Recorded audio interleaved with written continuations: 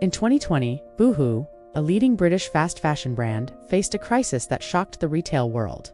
The company had built its success on ultra-low prices and rapid turnover, but at what cost? The COVID-19 pandemic exposed serious issues in Boohoo's supply chain.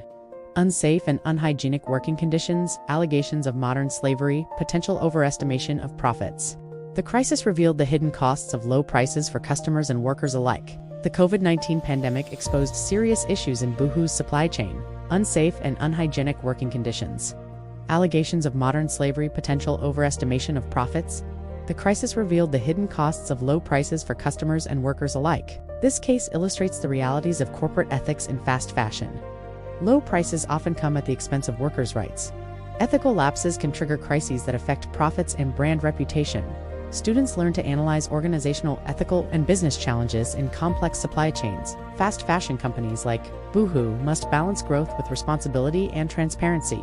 For students and future business leaders, this case highlights the consequences of neglecting ethics and CSR in global supply chains. Boohoo, why did you let that happen?